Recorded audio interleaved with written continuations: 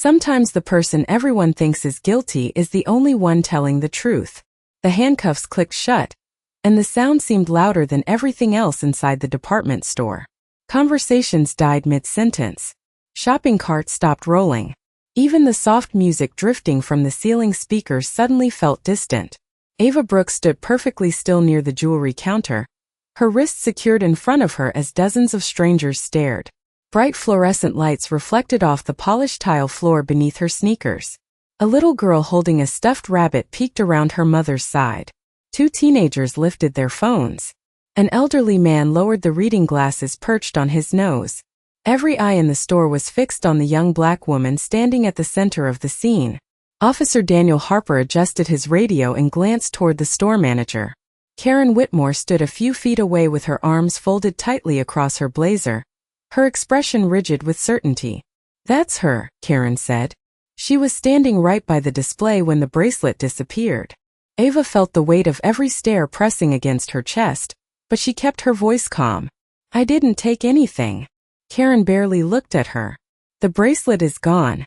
You were the last person near it." A murmur spread through the crowd. Harper had heard enough. To him it looked simple. A missing item. A witness. A suspect. The kind of call that happened every day. He guided Ava away from the counter toward the front entrance. Outside, gray clouds hung low over the parking lot, turning the afternoon light cold and silver through the giant glass windows. Ava's heart pounded, but her face remained steady. She had learned years ago that panic only made people stop listening. As Harper led her forward, she glanced across the store one more time. Her eyes moved past racks of clothing, seasonal displays, and checkout lanes. Then they stopped. Near the far wall stood a man in a dark jacket. He appeared ordinary enough. Mid-60s. Gray hair. Shopping basket hanging loosely from one hand. Yet something about him made Ava's stomach tighten. The man looked away the instant their eyes met. Harper continued walking. The automatic doors waited ahead. Beyond them sat a patrol vehicle parked near the curb. Around them whispers grew louder. "I knew something was wrong. That's crazy. She doesn't look like a thief. Then why would they arrest her?" Ava barely heard any of it. Her attention remained locked on the man across the store. He had started moving. Slowly, deliberately, toward another exit. A strange feeling crawled up her spine. Not fear. Recognition. The kind that arrives before a memory fully surfaces. Harper reached for the door. "Let's go," he said. Ava hesitated. Just for a second. Then she turned her head toward him. The fluorescent light caught the edge of the silver handcuffs. The store fell strangely quiet again. Ava leaned slightly closer to the officer and lowered her voice until only he could hear it. What she whispered next drained every trace of color from his face. Ava's words were barely audible, but Officer Harper heard every syllable. "The man by the west exit has a raven tattoo behind his left ear." Harper's hand froze on the door handle. For a brief second, the noise of the store seemed to disappear. He turned his head slightly, looking through the reflection on the glass entrance. The man Ava had been watching was still moving toward the far side of the building. Harper looked back at her. "How do you know that?" he asked quietly. Ava did not answer immediately. Her dark eyes remained fixed on the man. "Because I have spent 15 years looking for him." The officer frowned. Nothing about the situation made sense anymore. 15 years. The woman standing in handcuffs could not have been more than 23. Harper studied her face, expecting panic or confusion, but found neither. She looked focused, certain, like someone who had rehearsed a moment in her mind 1,000 times and finally watched it arrive. The cold air from the automatic doors drifted across the lobby. Somewhere behind them a cash register chimed. Ava swallowed slowly. Memories she rarely spoke about began surfacing one after another. She had been 8 years old when her father disappeared. Marcus Brooks had left home one rainy October morning in Charlotte, North Carolina, promising he would return before dinner. He never did. No goodbye. No explanation. Nobody. Only silence. The kind of silence that settles into a family and never fully leaves. For years her mother kept the porch light on at night. Every evening. Every season. Through thunderstorms, snow, and summer heat. Ava remembered watching that light through the living room window while doing homework at the kitchen table. Her mother always believed Marcus would come back. Then one day the waiting turned into surviving. Bills arrived. Jobs changed. Hope grew quieter. But Ava never stopped searching. By middle school she was reading newspaper archives instead of novels. By high school she spent weekends studying public records and missing person databases. While other teenagers worried about football games and dances, Ava filled notebooks with names, dates, and details connected to her father's case.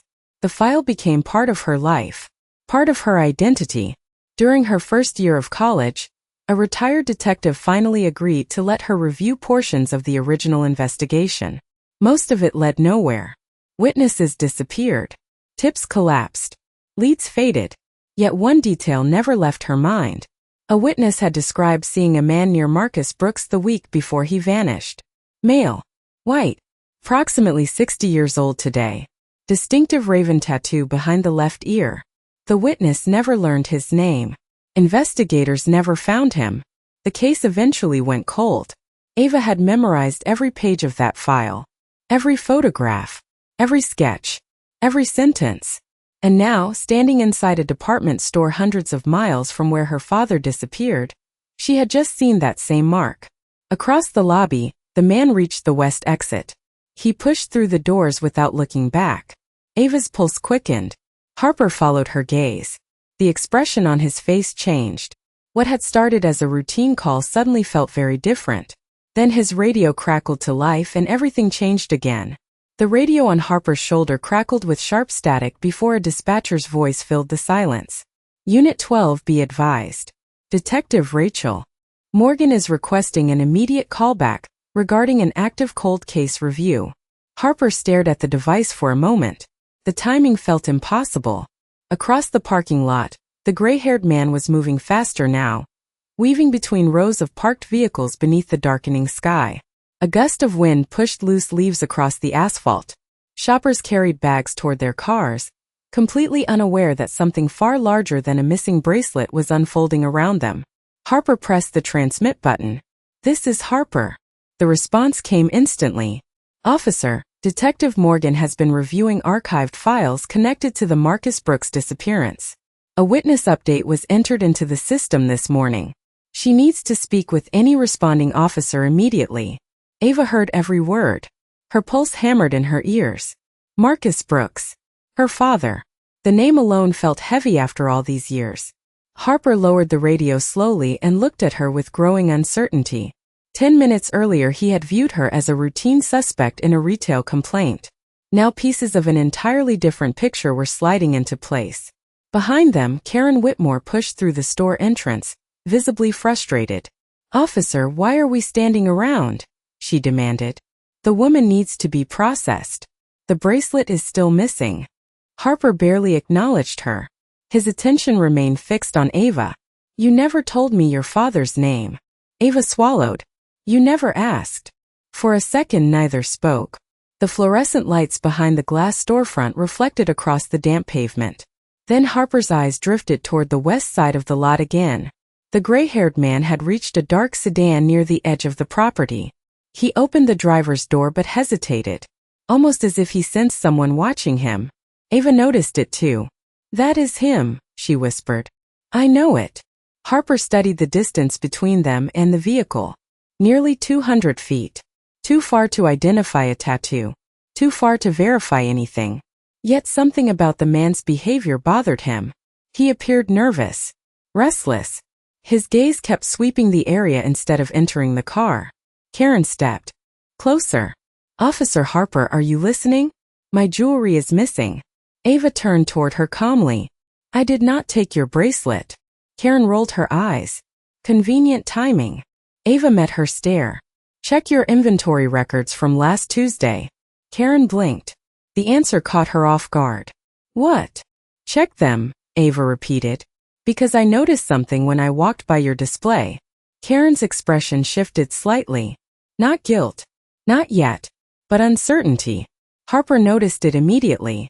Before anyone could say another word, his phone vibrated. The screen displayed a name. Detective Rachel Morgan. Rain began tapping softly against the parked cars as Harper answered the call. The detective did not waste a second. Her first sentence made the blood drain from his face. "Officer Harper," she said, "do not let that man leave the parking lot." Harper tightened his grip on the phone. Rain tapped against the roof of a nearby shopping cart return station, creating a steady metallic rhythm beneath Detective Morgan's voice. "What do you mean, do not let him leave?" Harper asked. Across the parking lot, the gray-haired man finally stepped into the sedan. The engine did not start. He simply sat there, one hand resting on the steering wheel. "Because we finally identified him," Morgan replied. "His name is Leonard Voss. We have been trying to locate him for years." Ava felt the air leave her lungs. The name was unfamiliar, but the reaction in Morgan's voice was not. It sounded like the missing piece of a puzzle falling into place. Harper glanced at Ava, then back toward the sedan. "How is he connected?" Morgan paused briefly.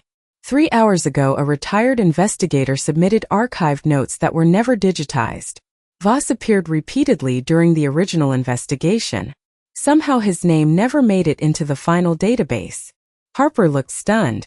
15 years. An entire lead buried in paperwork. Karen Whitmore stood nearby, increasingly irritated by the conversation she could not hear. "Officer, this is ridiculous," she snapped. "You still have a theft complaint to handle." Harper raised a hand without looking at her. For the first time since arriving, Karen fell silent. Something in his expression told her the situation had changed. Ava stared through the rain toward the sedan. Her father had become a collection of photographs and reports over the years. Birthdays passed. Holidays came and went. Friends moved on with their lives. Yet every morning she woke up with the same unanswered question. What happened to Marcus Brooks? And now the answer might be sitting less than 300 feet away. A shopping cart rolled loose across the lot before gently bumping a curb. The gray sky seemed lower than before. Everything felt suspended between past and present. Harper listened as Morgan continued. "I am 10 minutes away. Keep everyone where they are. Especially Voss." Harper nodded. "Understood." The call ended. For a moment nobody moved. Then Ava spoke quietly. "Please tell me the truth." Harper looked at her. "About what? Do you think he knows what happened to my father?" The officer hesitated. He had spent enough years in law enforcement to avoid making promises. But he could also see the hope in her eyes. Hope mixed with fear.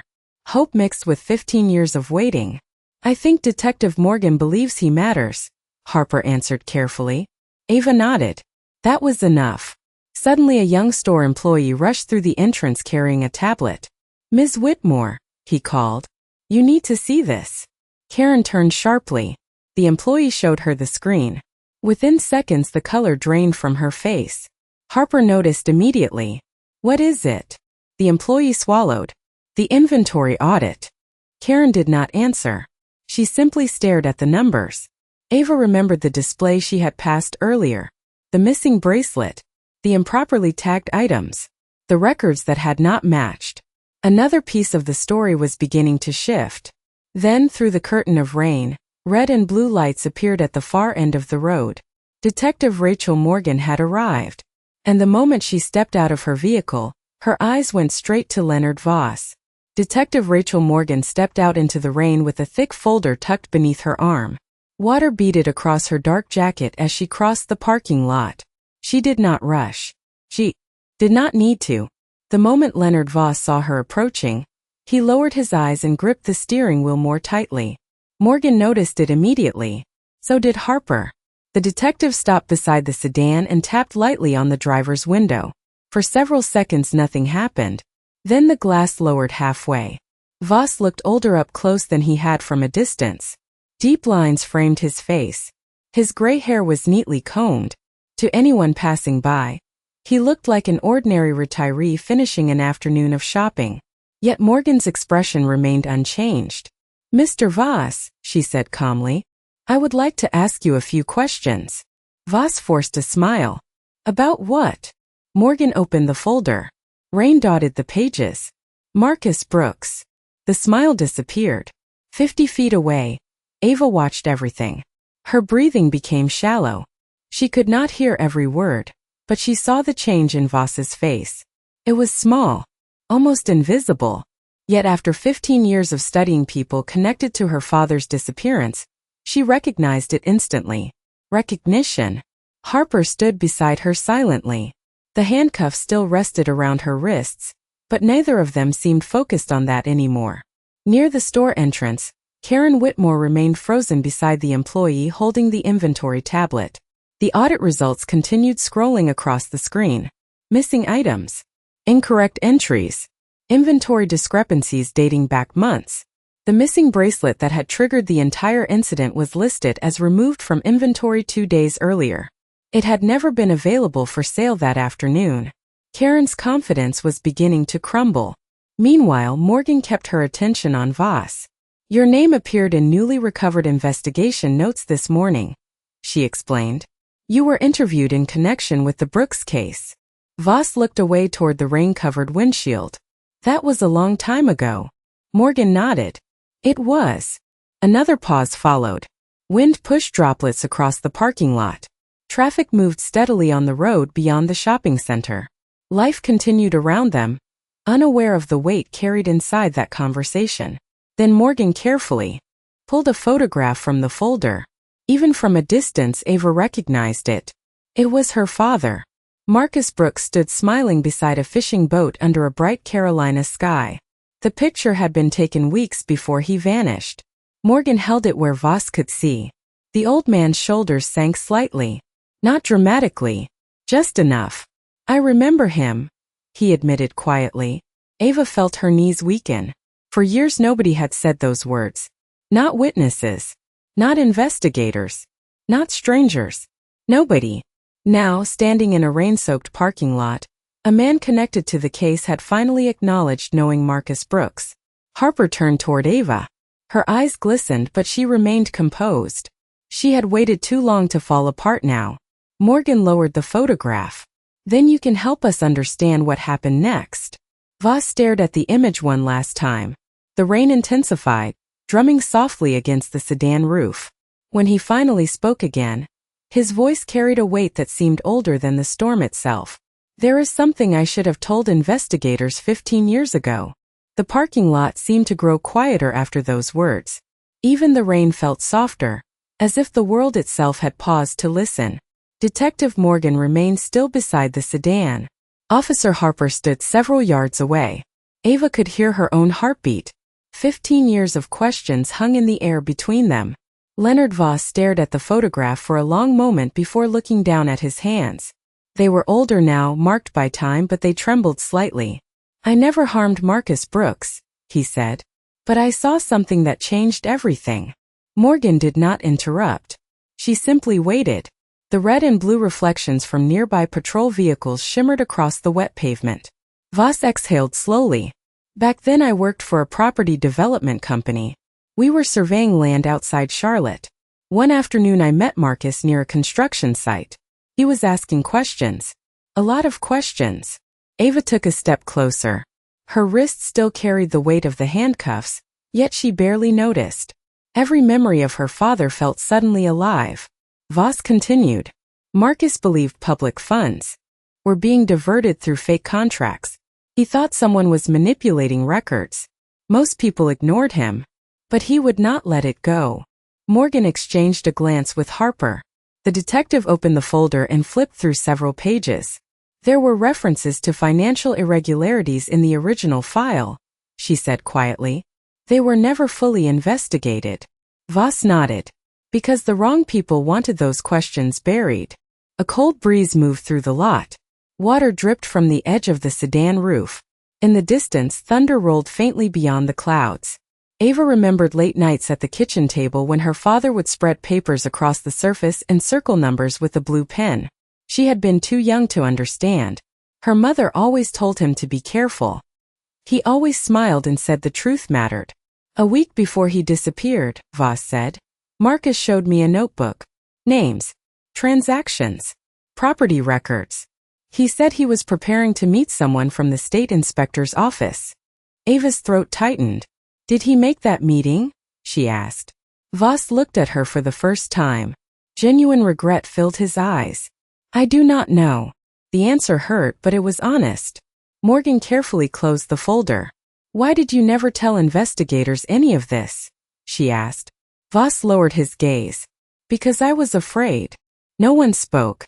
The rain continued falling. A shopping center sign flickered on as daylight faded into evening. Voss swallowed hard. I received anonymous warnings after Marcus vanished. They told me to forget everything. So I did what too many people do. I stayed silent. Ava looked away toward the gray sky. Part of her wanted to be angry. Another part understood the burden of fear. 15 years earlier, one man's silence had helped bury the truth. Yet today that silence was finally breaking. Then Detective Morgan reached into the folder once more and pulled out a single yellowed document. The moment Voss saw it, his eyes widened. Where did you find that? He whispered. Leonard Voss stared at the yellowed document as though he had seen a ghost. Rain slid down the edges of the paper while Detective Morgan held it carefully beneath the glow of a parking lot light. This was recovered from a storage box that belonged to a retired state investigator, she said. It was never entered into the official case file. Voss slowly shook his head. I thought it was gone. Ava stepped closer. The damp air felt colder now. What is it? She asked. Morgan turned the document so she could see the heading. It was a property transfer record dated just 11 days before Marcus Brooks disappeared. Most people would have dismissed it as ordinary paperwork. Ava almost did. Then she noticed a handwritten note in the margin. The handwriting looked familiar. Her breath caught. She had seen it in old birthday cards on grocery lists, and in letters her mother had saved for years. It was her father's writing. Marcus had circled a company name and written 3 words beside it. Follow the money. Ava covered her mouth. For a moment she was 8 years old again, sitting at the kitchen table while her father explained that details mattered because details told the truth. Voss closed his eyes briefly. That is the document he showed me, he admitted. The one he carried everywhere during those final weeks. Morgan's expression sharpened. Then tell us why it mattered. Voss looked toward the rain-covered pavement. Because the company listed there did not really exist. Harper frowned. What do you mean? It was a shell company, Voss replied. On paper it owned land. In reality it moved money. Large amounts of it. Morgan immediately opened the folder and compared the document to several notes inside. The pieces were finally beginning to connect. Marcus discovered the transfers, she said quietly. He realized public funds were being routed through fake developments. Voss nodded. And once he started asking questions, people noticed. Silence settled over the group. Even Karen Whitmore had stopped arguing. She stood near the entrance listening from a distance, the inventory tablet hanging loosely at her side. Harper looked at Ava. The young woman who had entered the store looking for a simple afternoon purchase now stood at the center of a breakthrough investigators had missed for 15 years. Then Morgan pulled another page from the folder. This one contained a list of names connected to the transactions. Most had been crossed out over time as leads were exhausted. One remained circled in red ink. Voss stared at it and immediately went pale. I know that name, he whispered. Morgan looked up. How? Voss swallowed. Because the person who owned that account attended the meeting Marcus was preparing for. Ava's heart pounded. Do you remember who it was? Voss nodded slowly. Rain tapped against the sedan roof as every eye focused on him. 15 years of uncertainty seemed to narrow into a single moment. Voss took a deep breath and pointed directly at the circled name. The instant Detective Morgan read it, her eyes widened. That cannot be right, Harper said. But judging by Morgan's expression it was. Detective Morgan read the name again, slower this time. The rain continued falling, but nobody seemed to notice anymore. Officer Harper stared at the document. Ava searched Morgan's face for answers. The account belonged to Richard Holloway, Morgan finally said. Harper blinked. The former state auditor? Morgan nodded. The same one who spent years publicly promoting financial transparency. Voss lowered his head. Marcus trusted him. Ava felt a sharp ache in her chest. Her father had believed he was meeting someone who would help expose corruption. Instead, the name connected to the hidden transfers belonged to a man celebrated for fighting fraud. The contradiction felt impossible. Morgan immediately reached for her phone and stepped aside. Within minutes she was speaking with investigators from another division. The discovery was too significant to ignore. Nearby, Harper looked down at the handcuffs around Ava's wrists.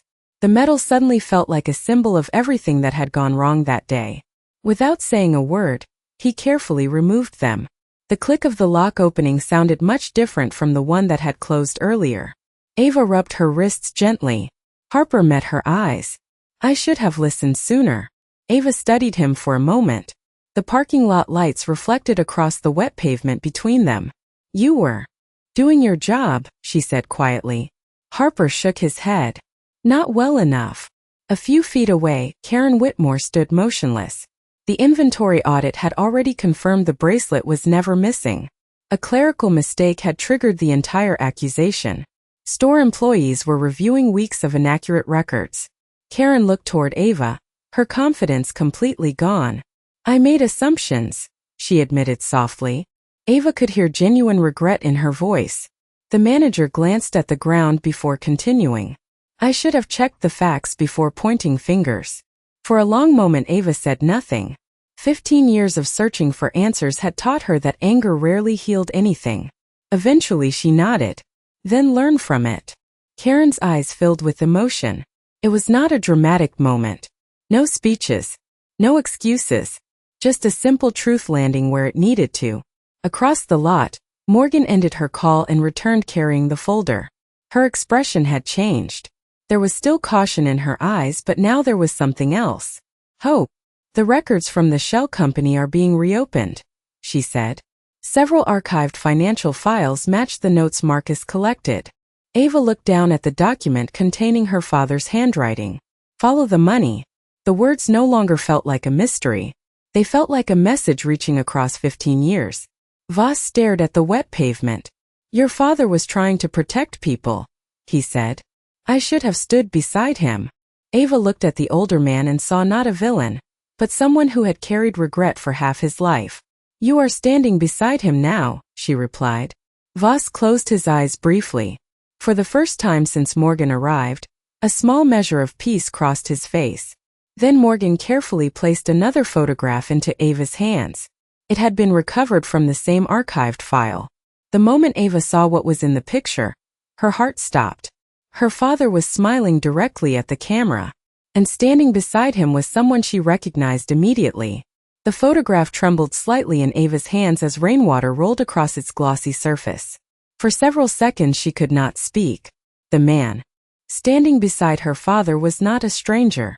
It was Richard Holloway, years younger, smiling for the camera as though they were trusted colleagues. The image transformed everything. Marcus Brooks had not been chasing a distant public figure from newspaper articles. He had known him personally. Detective Morgan studied the photograph again. "This confirms they met directly," she said. "More than once." Ava looked at her father's face. The smile was familiar. Honest. Hopeful. The same smile she remembered from childhood mornings before school. The same smile that had survived in old family albums long after he disappeared. Morgan gently closed the investigation folder. "Today does not answer every question," she said, "but it gives us a path forward." Ava nodded slowly. For the first time in 15 years the path no longer felt invisible. Around them the storm was beginning to fade. The rain softened into a light mist. Traffic continued moving beyond the shopping center. Store employees quietly returned inside. The tension that had consumed the afternoon gradually dissolved into something calmer. Officer Harper stood nearby, watching the scene unfold. Earlier that day he had seen Ava as a suspect. Now he saw a daughter who had refused to stop searching for the truth. "You never gave up," he said. Ava looked toward the gray horizon. "My mother always told me that if something matters, you keep showing up for it." Harper nodded. He would remember that sentence for a long time. A few feet away, Karen Whitmore stepped forward. She hesitated before speaking. "I am sorry," she said. "Not because I was wrong about the inventory. Because I stopped seeing the person standing in front of me." Ava studied her for a moment. Then she offered a small smile. "The important thing is what you do after you realize it." Karen lowered her eyes and quietly thanked her. Leonard Voss remained beside the sedan. The years of regret still rested on his shoulders, but they no longer seemed quite as heavy. Before leaving, he handed Morgan a small business card.